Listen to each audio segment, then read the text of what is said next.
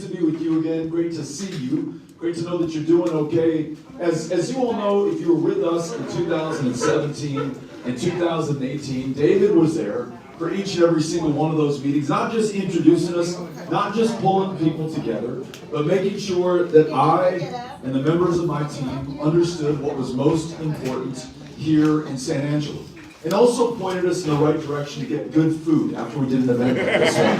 So we have very fond memories of our culinary experiences, and David was and still is absolutely key to that, and has provided extraordinary leadership. And I gotta tell you what, there are a lot of Democrats who've given up on communities like this one in San Angelo, counties like Tom Green, the other 133 that are out there that John Mark Hogue is trying to draw attention to right now. But present company, and again led by David, never gave up the faith in this community. Never stopped asking people like me, who are asking for your vote and that position of public trust in this state, to show up and prove it, that we really meant it, not just checking a box, but to continue to come back time after time after time. And I'll tell you what, that is why we are here, because the first time we came here, we were so blown away by how many of you showed up to welcome us and to make sure that we knew that we were in the right place with the right people doing the right thing. And every single time we've come back, it's been the same, only it's gotten larger every single time. We were here in June having a conversation about the future of our democracy and pushing for voting rights together, all as volunteers. I was back here again in December at the very beginning of this gubernatorial race. We wanted to make sure that the people in San Angelo knew that they were critically important to our prospects of actually winning this.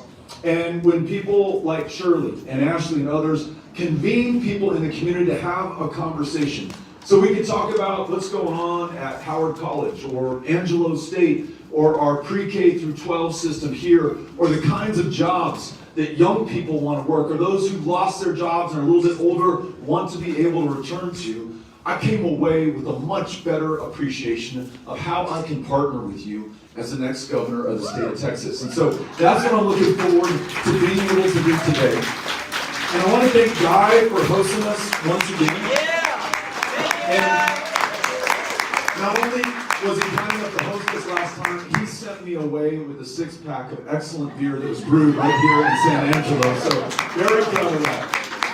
It did not last long in our refrigerator back in El Paso, I promise that. Sarah, we want to thank you for stepping up, doing what you're doing right now, and to every one of you for taking some time out on a Sunday to join us. We're far from home in El Paso, where we refer to, as you all know, East Texas. This is East Texas here from our perspective out there. But we're grateful to be with you. And I mentioned John Mark Hogue earlier, who has been preaching to anyone who would listen. And I'm one of those who is listening to him and become a convert to his cause.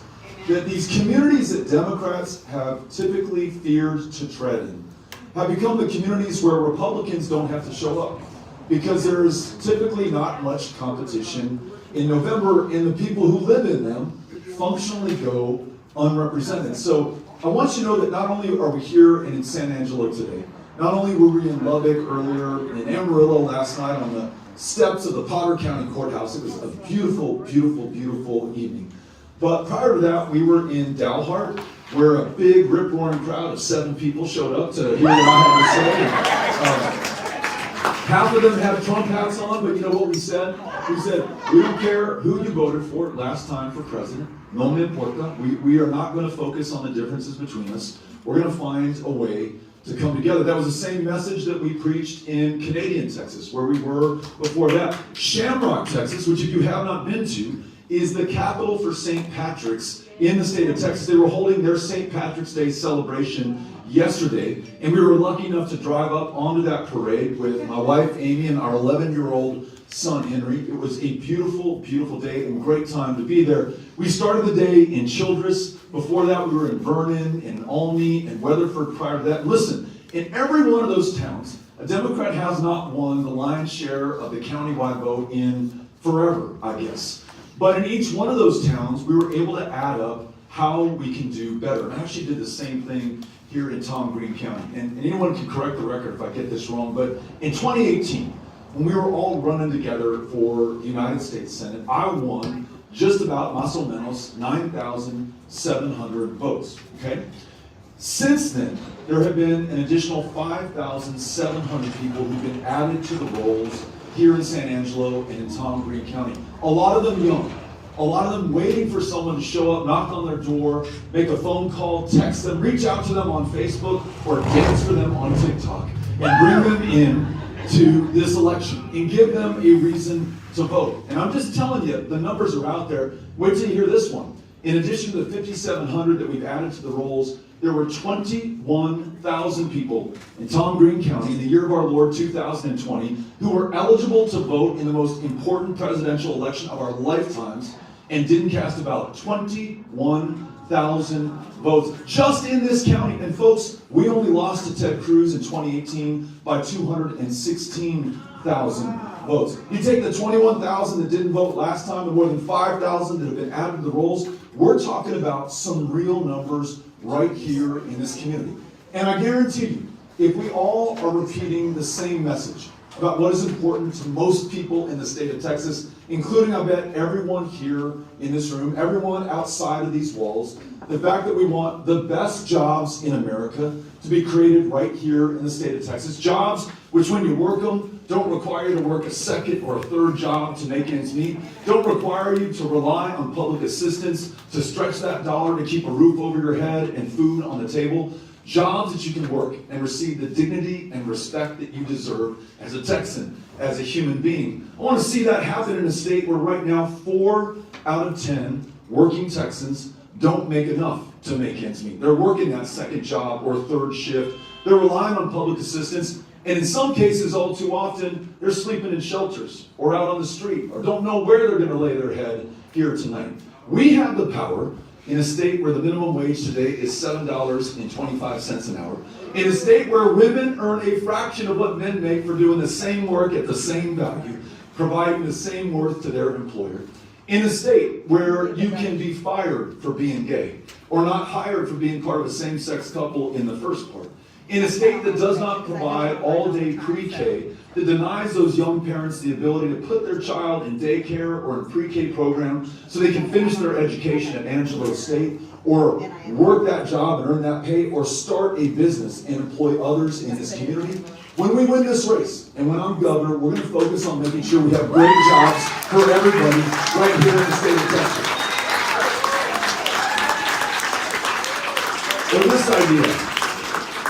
Or this idea. I got to meet with one of your school board trustees. I don't know if she's here tonight. Her name's Amy, and there she is. Yeah. Amy taught me a lot about what's going on with public education here, and I believe, was it your son who wants to major in music? Yes, her son who's right there, who's wearing a great Beto shirt. Those look good on anyone who wants one. Told me about some of the challenges we have in districts like the one here, making sure that we can deliver world-class education to each and every single young person, regardless of their zip code or their income. We all know that a great world-class public school education is your best ticket to whatever you want to be able to do over the course of your life. We also know that because we have been starved of funds in our schools, especially in communities like San Angelo, because the state is shirking its part of the responsibility and shifting more of it on the local property taxpayer, it's hard to hire and retain the teachers we need to deliver that instruction. In this community, the average teacher is underpaid by $15,000 a year against the average teacher nationally. $15,000 a year. In the state of Texas, it's $7,500. So that means that we're doing twice as worse here in this community as we are in other parts of the state. Now, I want to make sure that you understand this is not the responsibility of the local school board or the local property taxpayer. This is the responsibility of the state of Texas. There are few jobs that are more important for the state or the governor than to make sure that we provide world-class public school education for our kids. In the average fourth grade classroom right now in the state of Texas, 7 out of 10 fourth graders are not able to read at grade level. And we know, unfortunately, that's a pretty good predictor of their prospects for graduation, for post-secondary education. And I mean not just Howard College or Angelo State, but a welding certification, a barber's license, whatever additional training is going to allow them to pursue their potential and earn that living wage. It's really tough when you're not reading at 4th grade. And you can't fix that in 4th grade or 3rd grade. You need to do innovative, bold things like what we're going to do when I'm governor, all day pre-K for every kid in any part of the state of Texas to make sure that they're learning what they need to learn early enough to be reading at 3rd and 4th grade and achieving at their true potential over the course of their lives. If we're willing to teach, if we're willing to pay teachers that living wage, they don't have to work that 2nd or 3rd job either. If we listen to them when they say, hey, Beto, after 2 years of a pandemic, where some of these kids have lost their grandparents, where some of their parents have lost their jobs, where they've experienced more than 2 years of learning loss, we don't need any more high stakes or high pressure in their lives. Let's at least cancel the STAR test this year. And then going forward, or forever somebody said, and let's replace that STAR test with what teachers are telling us will truly measure the potential for those kids, use it more as a diagnostic to get resources to where they're really needed, instead of something that's punitive, that punishes teachers or grades school A through F on just that one test and that one score. I cannot tell you how many teachers say, listen, Beto, I entered the profession to try to unlock that lifelong love of learning in the brains of those kids in front of me. And what I do right now is basically standardized test prep day in and day out. When an El Paso High junior told me that she was reading the abridged version of the Odyssey, which is my favorite book. We named our oldest son Ulysses only because we didn't have the guts to name him Odysseus. And I said, well, why are you reading the abridged version of the Odyssey? I think it's one of the greatest stories ever told. And she said, well, we had to condense it so we had enough time left over to prepare for these high stakes standardized tests. There's so much pressure connected to that. The only one that's really benefiting, I would argue right now, are the companies that are making a mint off of producing those tests and charging the taxpayers of the state of Texas for doing so. We've got to invest in the real things that really work in schools. And listen, I love technology. I love fancy school buildings. I love the athletic fields. None of that pales in comparison to what a teacher brings into that classroom. And when you add to world-class counselors and librarians and nurses and speech-language pathologists and the men and women who drive the buses and serve the food in the cafeteria, you really have something that not only provides world-class education, but becomes the heart and soul of a community. So when we win this race, public education becomes job number one in the state of Texas. We're going to get it right.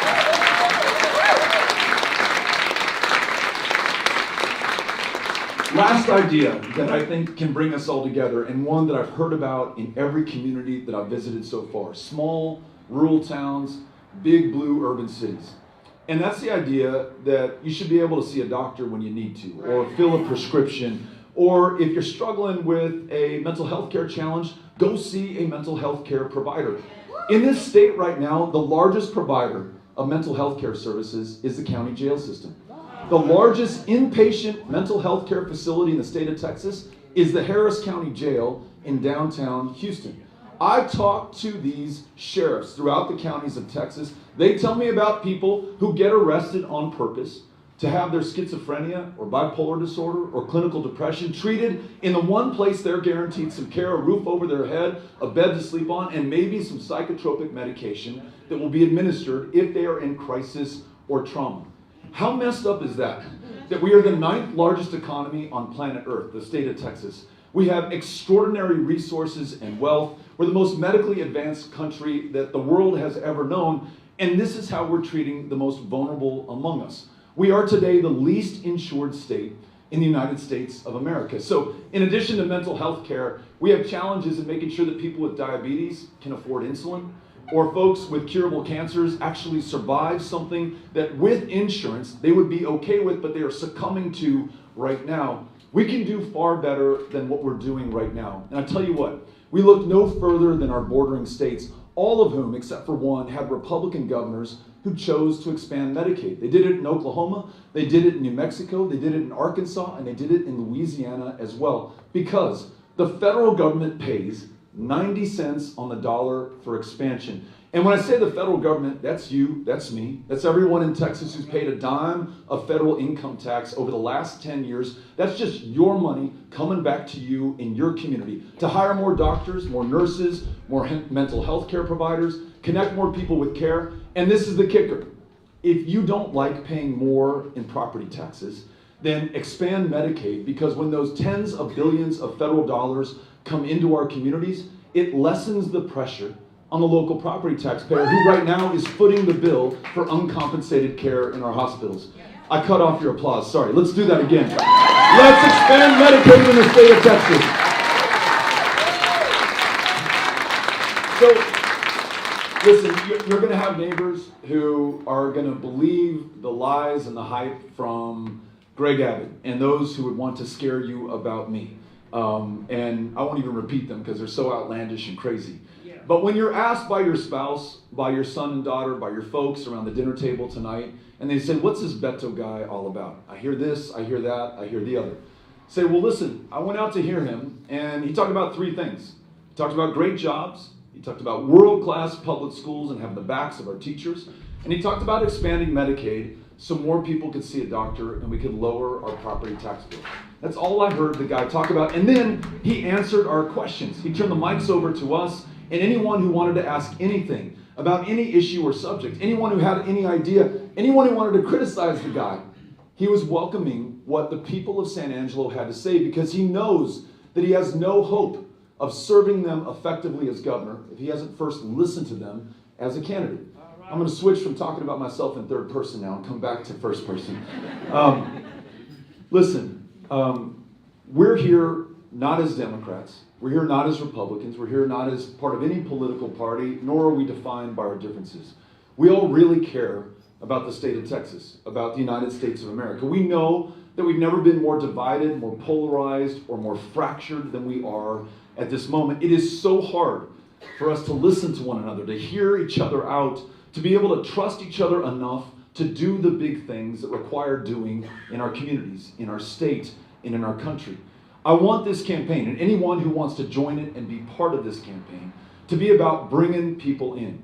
We judge no one, we write nobody off, we take no one for granted. It's going to take all of us to win this race, to reach those 25,000 plus eligible non-voting voters who are in this community. It's going to take all of us to make sure that once we win, we get Texas on the right track and do the big things together. And imagine that as the contrast to what we have going on in Texas right now. Just in the last year, the Republican majority legislature and Governor Greg Abbott have been making headlines for Texas for all the wrong reasons. If you're a woman in this state, you can no longer make your own reproductive health care decisions. And if you try to help a woman in this state to do that, there's now a $10,000 bounty on your back. When we win this, we trust every woman to make their own decisions about their own body and their own future and their own health care.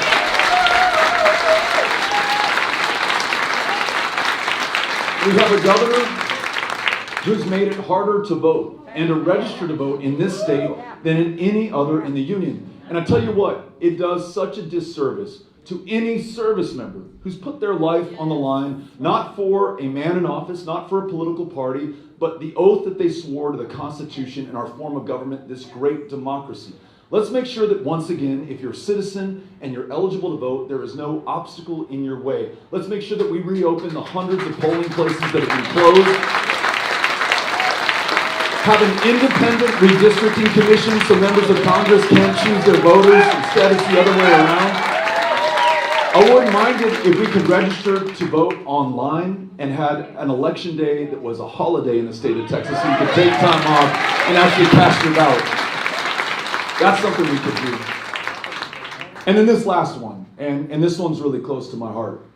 You know that over the course of the last year, for some reason, and you don't want to ascribe motive, but I'm sure it accrues to his political benefit within his own party's primary, this governor's been fixated on transgender kids and their families as though it is the greatest crisis that we face in the state of Texas, never mind everything else that we just talked about. For anyone who's a family member of a transgender child or knows a family with a transgender child, you know those kids and their parents are going through a hell of a lot already to begin with. And you know, it requires a lot of love, a lot of dedication in that household to keep things together.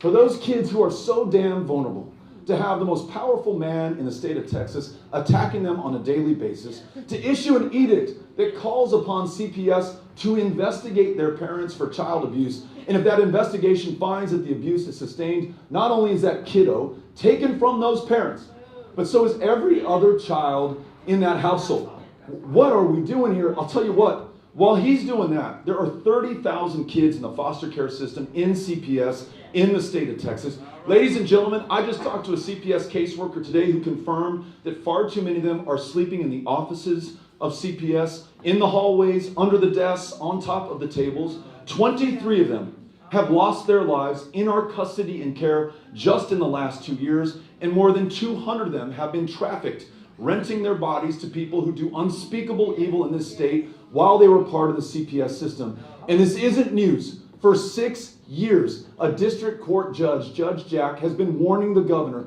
that kids come out of CPS more damaged than when they went in the first place.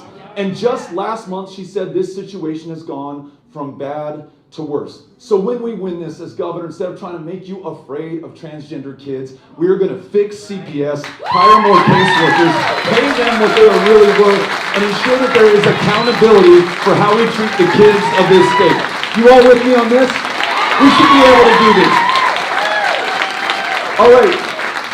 Por último, before I turn this microphone over to you, for anyone who wants to be part of this effort, this cause, and this campaign, let me assure you, it is not for me, and it is not for the party to which I happen to belong. It is for the state of Texas. We have 56,000 people who have signed up to carry a clipboard, to knock on doors, who volunteered to make phone calls or text their fellow Texans, even some who are writing letters to get a human artifact in 2022 from one of your neighbors asking you to vote and participate in this election is pretty powerful and maybe even transformative.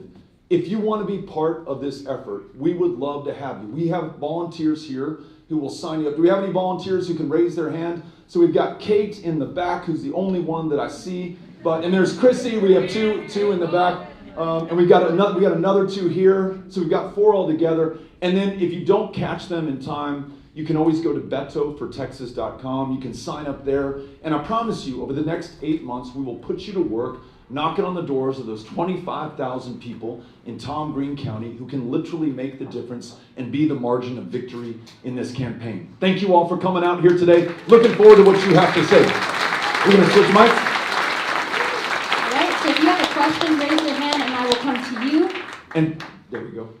It's not a question, but I think everybody here wants to thank you for making this very difficult race. We appreciate your endeavor and all of your probably sleepless nights, and you know it wears on you. But we appreciate you very much, and we're going to do our damnedest to get you elected. I love that. Thank you so much. That means the world to me. Thank you. Hello. Okay, so I know you've mentioned before that if elected by governor, you're going to legalize marijuana.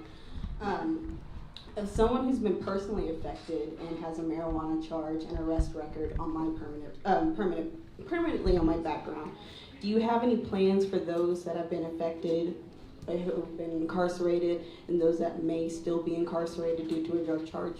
Yes, I'm so glad that you asked this. I know this isn't an easy thing for you to say publicly, but it's necessary given the fact that we have so many people in the state of Texas who have spent time behind bars for possession of a substance that is legal in most of the rest of the country. Yesterday in Canadian Texas, a gentleman walked up. He's a barber. He's the only barber in a 50-mile radius in this part of Texas. And he said, Beto, you will not believe the hoops through which I had to jump in order to get my barber's license, in part because I'm a convicted felon. And I said, well, what was your conviction for? When did this happen? 1970, 2 years before I was born, for possession of marijuana. This guy still has it on his record. And what we know is that when you are arrested for marijuana, you have to check a box on every employment application form saying that you've got that conviction. Makes it a little bit less likely that you get hired. It makes it harder to get student loans to attend college here in San Angelo. Your options are constricted. Your opportunities are narrowed. And for what? We spend $500 million a year locking people up in the state of Texas. We lose out on another $500 million that we could receive if we taxed it as a regulated substance here. So not only to your question, are we going to legalize marijuana, we will expunge the arrest records of anyone who has served time for marijuana possession because it is unjust. Thank you. Appreciate it.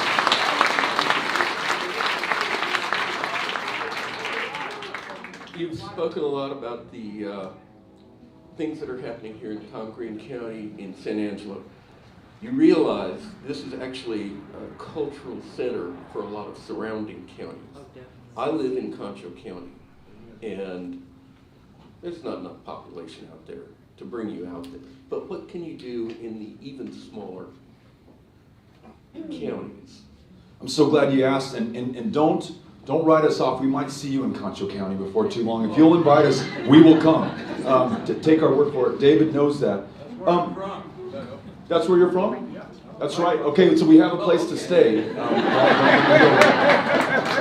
A couple of things that I want to make sure everyone's on the same page about. Really, you should be giving me the education, but I'm just going to reflect back what I've heard from some of these rural counties near Tom Green. One, your internet and phone bills for forever have been subsidized by the state of Texas through something called the Universal Service Fund.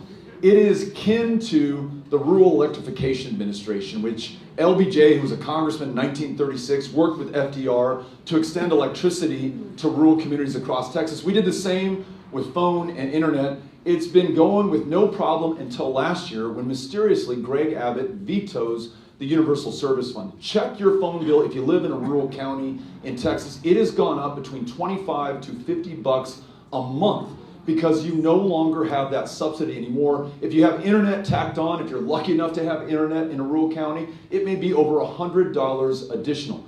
When you add to that the Abbott tax, which is your increase in utility payments for heat and light in the state of Texas after the grid failed in the energy capital of planet Earth, and $11 billion was stolen from us, and we were forced to pick up the balance through higher utility bills.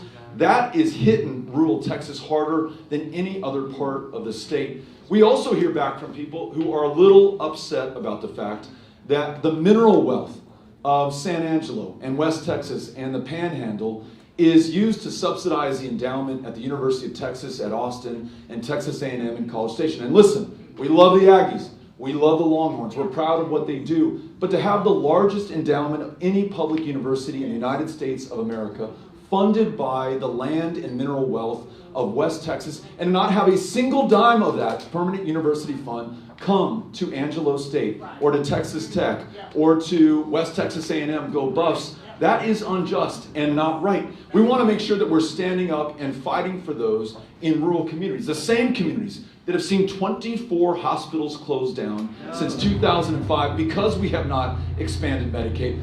Communities where you have to drive hundreds of miles in order to see a doctor. So listen, I would love to blame Republicans for all this, but I would say this is primarily the fault of Democrats who have stopped showing up in these communities and fighting for the people who live in them. We're not going to make that same mistake. So Cano, you got to get us to Concho County so that we can make this case there. Thank you so much. All right. So I'm not sure if you know, but here in San Angelo, it is one of the most overworked and underpaid cities in the state of Texas. What would you do? Like, do you support unionizing a workplace? And if so, as governor, what would you do to protect and further the workers' rights?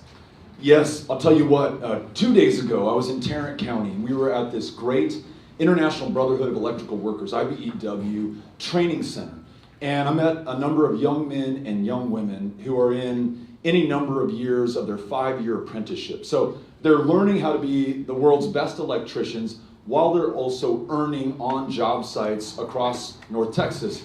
When they graduate from that 5-year apprenticeship program, they're going to be earning $60,000 a year minimum. And as they make their way up as journeymen, and then when they are able to actually manage job sites as foremen, they're going to be making $130,000, $140,000, $150,000. And I say that because unions are important to fight for a just, livable wage. Yes, they're important for workplace safety and better conditions for the people who produce the value in the workplace in the first place, but they're also providing education and training and skills that make us competitive no matter where we go in Texas or the wider world beyond that. So I want to see more unions here in the state of Texas. I want to see more good union jobs that pay that living wage, that provide those skills, that give us the roots in our community, and give the workers some leverage against some of these corporations who have far too much power in the state of Texas right now. So the answer is yes. Thank you for asking.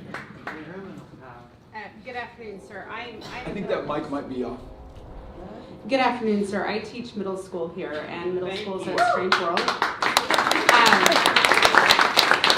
This is my 16th year of teaching public schools in the state of Texas and teaching music education. I, in fact, teach one of Amy's kids. She's a delight.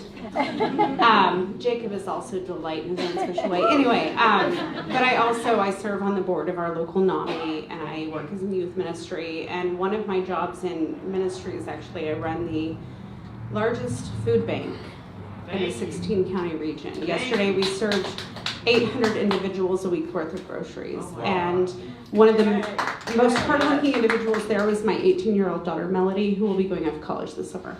Like, as a mom, I can't not brag. I just had to sneak that in. My first worry when I got here is, for the record, Governor Abbott, I have never met a single transgender student in my classroom. I've never met one. I don't know what you're talking about. They don't exist. I'm terrified for them. And I appreciate what you've done to allay my fears there. But what I really want to know, sir, my 14th year of teaching, I finally made financially in the bank what I made my first year of teaching in Pflugerville ISD. Because teacher inequity is so vast and absurd across the state. I want to know what your teacher task force would look like. Great question. So first of all, we all want to thank you for your public service and doing it in middle school, no less. How did you describe it as a strange world? It's a strange world. I like middle schoolers, which I think may be a sign of mental illness, but I think they're amazing. Yeah. Well, listen, Amy and I are the parents of an 8th grader right now who's in middle school, and a 15-year-old who's a freshman who just came out of middle school. So we thank They're you. almost human again. Yeah, that's right. That's right. It's tough. It is tough. It's tough for all involved. And when, as I mentioned, you're making $15,000 less than what a teacher doing the exact same job, probably you're doing a harder job, given the fact that more teachers are leaving the profession in the state of Texas than almost any other state. And so you're doing the job of others who are no longer there. If San Angelo is like almost any other community I have visited, 1/3 of starting teachers leave the profession within the first 5 years in the state of Texas. 1/3, 2/3 right now are thinking about leaving the profession after 2 years of this pandemic.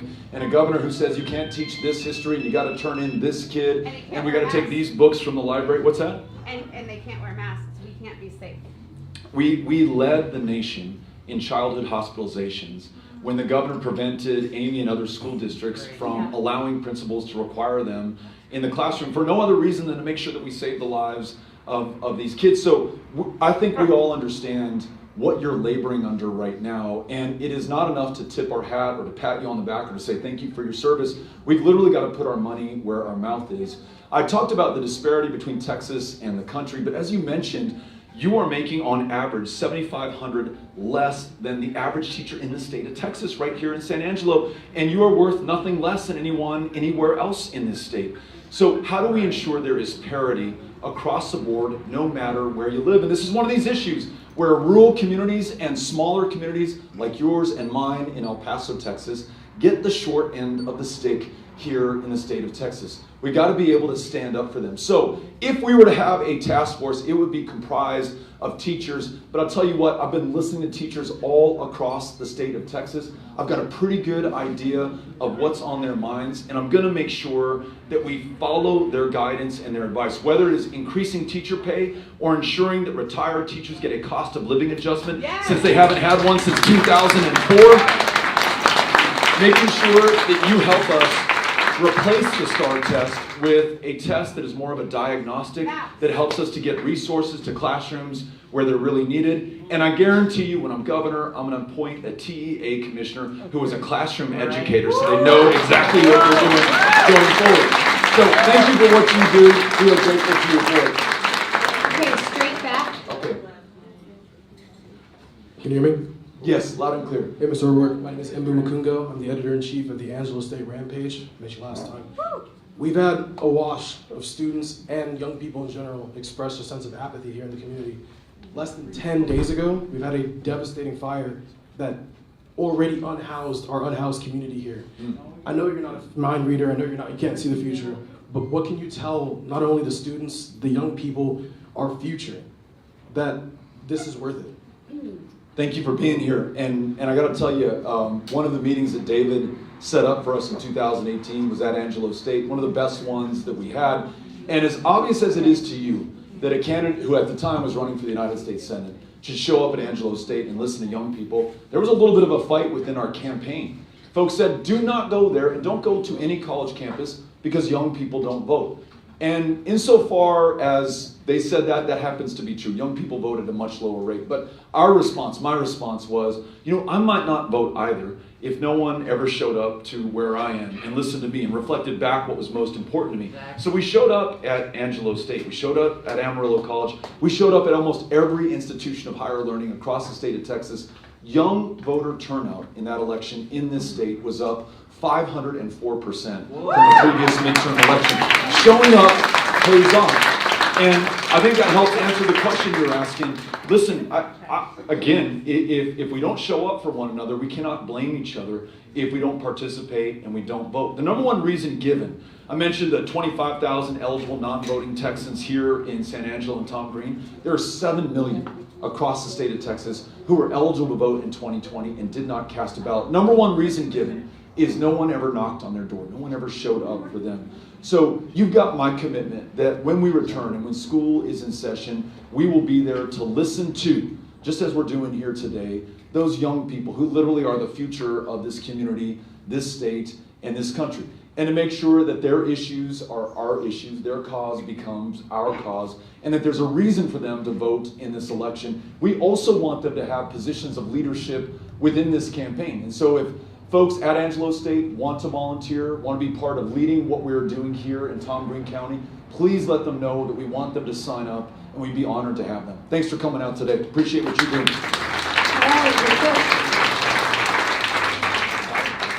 I've only lived in San Angelo for 3 years, but every year that I've lived here, we've gone through a water crisis. I just want to know what your plans are to combat water crisis in not only San Angelo, but all of Texas, and provide water to people on the streets, such as homeless people, because just this morning I was driving on Bryant, and there was a lady sitting outside with a sign that said, "I'm drinking lake water to survive." And I just want to know what your plans are to combat stuff like that.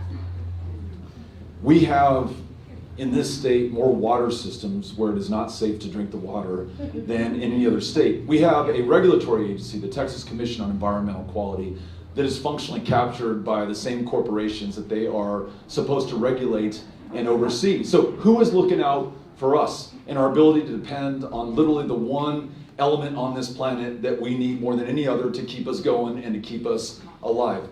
We have a government that I would argue that is captured right now. Too many conflicts of interest and frankly, too much corruption. Whether it's legal or not, I don't know. A court of law will determine that. But when you have people in positions of public trust and power taking million-dollar contributions from those that they're supposed to oversee, you can understand why some of these things don't get done. It explains the otherwise inexplicable. So just know this, as I mentioned, we're gonna appoint an educator to the TEA. When it comes to the TCEQ, when it comes to water in the state of Texas, we definitely want the subject matter experts, but we also want people from communities just like this one, who understand the cost and consequence of not having a reliable supply of water at times, or one that is clean enough in other communities for them to be able to drink. There are hundreds of billions of dollars of federal support that are waiting to come to communities just like this one, if we have a governor who's willing to partner on this infrastructure money to ensure that we direct clean drinking water to every community. We should be able to count on that going forward. Thank you for asking. Appreciate it. Hey, how's it going, Beto? Good. David Cedillo here, the founder of a local progressive organization called San Angelo Solidarity. So I really wanted to come out here and question you on behalf of the organization and the good folks of San Angelo. And I think we all know last year we had an awful crisis with the winter freeze And this year we had a substantially less crisis, but it's still around 3,000 communities lost power. So it's clear that the ERCOT company has not taken active measures to repair and upgrade the power grid. So I wanted to know from you, if you were elected governor, what kind of changes would you make to improve our general infrastructure, but our crisis problem, which is our power grid? Yeah, thanks for asking this. I mentioned earlier why it happened. We had a governor who's more interested in his campaign donors and the profits they made than winterizing the grid and protecting the consumer and the ratepayer. We cannot make that same mistake. So here's what we'll do. Winterize every part of the grid, including, importantly, the gas supply, which was the primary culprit in the power outages that we had last February. Gas literally froze at the wellhead in the state of Texas because despite repeated warnings, the governor never required it of the gas company. So that's one fix that we need to make. Second, we need to tie in ERCOT, our grid, with the nation's grid so that when we have demand that exceeds capacity, we can draw down power.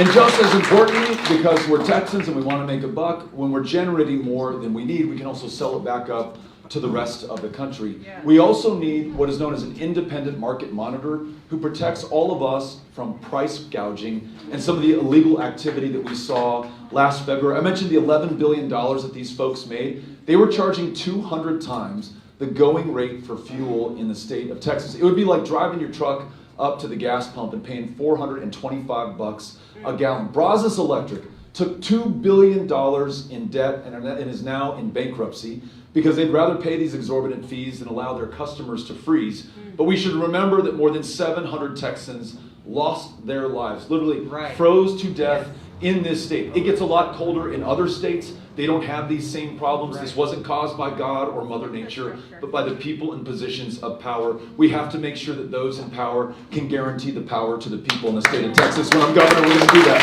Thanks for asking the question. Thank you for being here. And would you please address the problem of gerrymandering? Yes. We've got this system here in Texas, and it's bad all over the country, but especially bad here, where we almost don't have a single competitive congressional district in this state anymore, where the members of Congress are choosing their voters instead of the other way around. Now listen, this is one, even though I'm a Democrat, I'm not going to blame on the Republicans. Democrats do it as well. It's a function of power and people who are in power wanting to keep power at all costs, even if that means that we functionally leave people unrepresented in our communities. But it is especially bad and perverse in the state of Texas, where people are being drawn out of congressional districts based on the color of their skin. A 3-judge federal panel, 2 of those judges appointed by Republican presidents, has called this a racial gerrymander of the state of Texas, drawing out black and brown voters to minimize their voting power in the next election and concentrating the power of other voters to decide who the next member of Congress will be. Here's my solution. It's not going to be from Democrats, and it won't be from Republicans. We need an independent, nonpartisan, citizen-led redistricting commission that draws the boundaries with no politicians allowed in the room so that we have something approaching a real democracy in this state. Thanks for asking.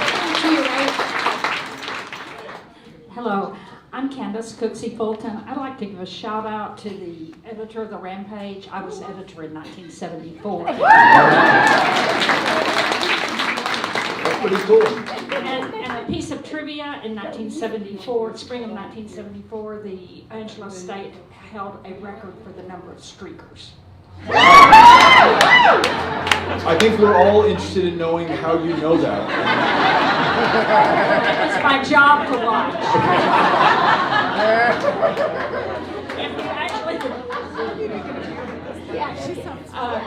The assistant editor, my assistant was became a well-known journalist, Rick Smith. And I was standing by Rick Smith, and our sports editor ran by, who threw the discus, and I said, "That's blank blank." And Rick said, "How do you know?" And I said, "I've seen him in track shorts." Wow. So, but I'm sorry that I digress, but that's what I do. I appreciate, I've been following you. You gave me hope when you began to run for Senate. I thought, there are people like me who understand people like me. I worked in public education for a short 3 years. You think teachers are underpaid? Be a teacher's assistant. Yeah. So, and I really began to follow all these things about Texas education. So even, and I hope you're elected governor, it's a hard, but our lieutenant governor is probably as bad or worse, and then you're going to be facing an all-Republican legislature. Can you tell me, can you give me some more hope, Beto? I can. Listen, when I served in Congress for 6 years, every year I was in the minority as a Democrat in a Republican majority institution. And for 2 of those years, there was a Republican in the White House. Every single one of those years, I was also on the House Veterans Affairs Committee. It was the greatest honor of my life, the most important job I could have asked for and taken on. And there was no way I was going to go back to a room like this one in El Paso full of veterans and say, you know what, I tried my best, but these Republicans got in the way. Just keep reelecting me, and one day we'll make a difference. We had the worst performing mental health care VA system in the country. Out of 148, we were 148 for wait times. I knocked on a veteran's door when I was running for Congress. It was in January of 2012. And I said, hey, my name's Beto O'Rourke, here's what I want to do, and tell me what's important to you. And he said, well, I'll tell you what's important to me. I just got off the phone with the VA to make an appointment for a mental health care specialist. I served in Vietnam, I came back with PTSD, I need help. They told me to call back next year, and this was January, by the way, because all of their appointments were full for a year. Care delayed became care denied, and a lot of veterans lost their lives, took their own lives in the process. We had to turn that around.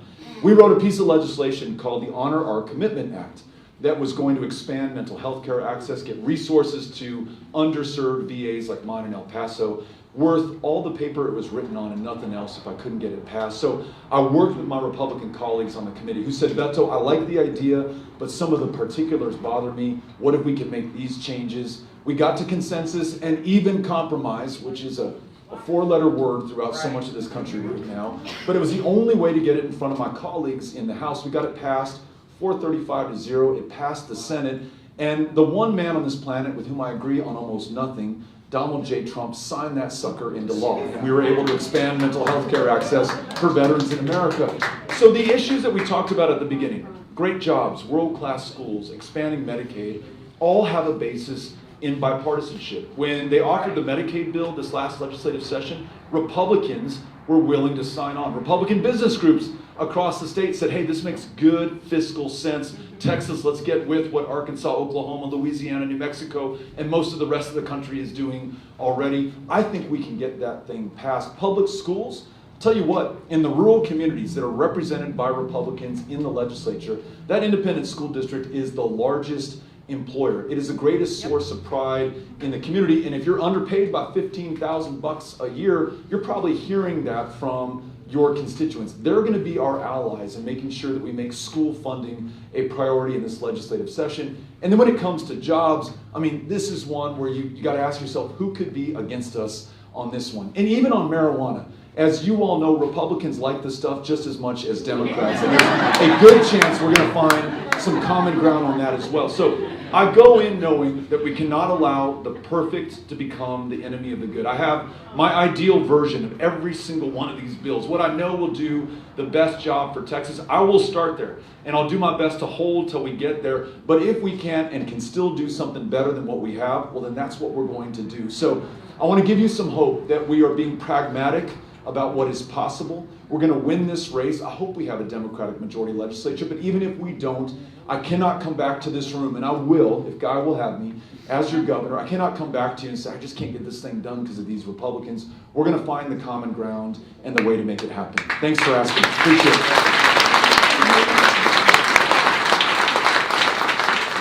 My name is Isla Johnson, and as you know, I'm not a Democrat, but if you get elected, I want to know what you're going to do about the wall.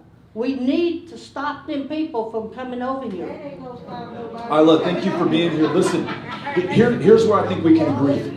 right now, we do not have an orderly system for people to come to this country. Right now, if you are living in Mexico, you want to join your sibling who lives here in San Angelo as a legal permanent resident or a citizen, the line is 20 or 21 years long. And so folks want to cut that line. They want to cross in between ports of entry.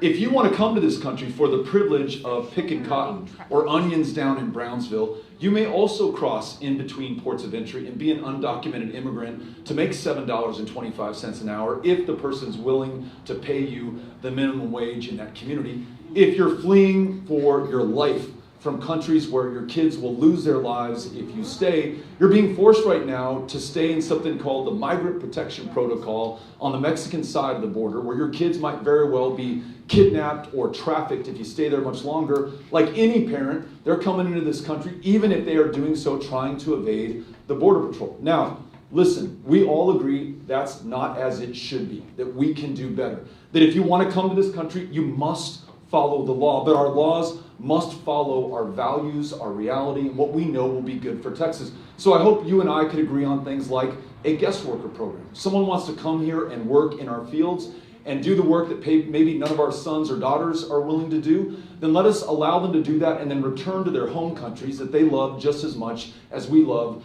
our home country. If there's a kid who is going to be killed back in Guatemala or Honduras or El Salvador and has just traveled 2,000 miles, a lot of that on foot, unaccompanied by a parent, to get here, the last thing, for Christ's sake, we should be doing is sending them back into harm's way. Let's make sure that we follow our own asylum laws and do the right thing for them. And last thing, I'm with you. It's disturbing to know that these Haitian immigrants traveled 10,000 miles from Brazil, where they started their journey before coming into Del Rio, or 2,000 miles from the Northern Triangle of Central America. No wall, in my opinion, no punitive measures, no cruelty is going to keep people from trying to get to a better place than the one they're in right now, if staying means losing their lives or losing the lives of their kids. I think it's incumbent upon us as Americans, not as Democrats, not as Republicans, as Americans, to show some leadership and to try to address the underlying issues that would cause somebody to make that journey in the first place. I mean, I've got 3 kids. There's no way in hell I would send them on a train or put them in the arms of a smuggler if it was at all possible to keep them alive with us at home. I'd only do if it was the only way to ensure their safety. I think that's what these people are doing. So let's address those underlying issues. And I think we can do a better job of addressing your legitimate concern, which is that it is out of order right now, and we don't have control the way that we should at our border. So thank you for asking. Glad that you're here. Okay, straight back. Here you go. So, of course, the power crisis last winter was completely avoidable and could have been avoided if we'd had better winterization policies or were connected to the rest of the U.S. electric grid. But the immediate cause of the largest percentage of the deaths during that crisis was due to carbon monoxide poisoning, and much of that was from generators. The generator industry has been resisting safety labels on generators for years. As governor, do you plan to regulate the generator industry and other consumer industries more strongly with safety labeling? What a great question. I'll give you the best, shortest answer. Yes. I'm glad that you elevated this and mentioned that not only did people freeze to death in their trucks, in their beds, in their homes, not only did they die from being burned alive when they started fires in their apartments to stay warm, but a lot of people inhaled carbon monoxide and died in that awful way in this state. And in many cases it was with the generator, sometimes it was the car idling in the garage. Either way, we should make sure that information, including public warnings on these devices, are there to protect the public if we ever have a failure like this one again. So thank you for asking. Such great questions. This is going to be my last one right here. Also, carbon monoxide detectors, they're not required to be in Texas homes or Texas apartments. So that's another thing that contributed to that issue. Most other states require those and require landlords to put them in. So that might be an update to our subdivision code or state law going forward. Again, glad that you brought this up. This is why we have these conversations, so we get the best of the people in a given community and their ideas and try to put that into law and into action. So thank you for raising that. And just so you know, as you and I are talking right now, our team is also making notes so that we can take action on this stuff and hit the ground running. Thank you for asking. All right, last question. Hi, my name is Evelyn. I'm a minister and a chaplain. I'm also a deputy registrar, volunteer registrar for San Angelo. And mine is more of a comment. And I heard you say that there's powers that be. I'm just going to say it like this. Some of them are not fit to be in office because they believe the lie. And every time the people want something done to help us, whether it's child care or whatever that may be, it always gets knocked down. And I thank you. When I came here, I know I was going to vote for you already because you're a man of integrity. I've been following you for a while, and you're a man of integrity. And I heard you say it's not really about Democrat, though that's your platform right now. It's not about Democrat. It's not about Republican. It's about morals. It's about right and wrong. And that's all I want everybody to do. In office, just do your job. Do the right thing. If the government is ran on our money, I've been working since I was 13 years old, and that is our money. So when we say we need some help with child care, we need some help with Medicaid, we need some help with something, we expect to get that done. It's our money, and as they say on TV, I want it now. I want it done now. So we want to be heard, but I want to give you an encouragement to keep on doing what you're doing. You never give up. We're praying for you and your families, and I'm claiming it. If anybody wants to stand with me, you are the winner. You're going to be governor of Texas. Thank you so much. Thank you for everything. Listen, I got to tell you, someone thanked me for running earlier. I want to thank you for making this possible. The only reason we're here is because you are here. You all are our why. We're each other's why. This is why we do this. And it gives me a ton of hope. The woman who wrote some of the groundbreaking journalism on streakers in San Angelo was talking about needing hope right now.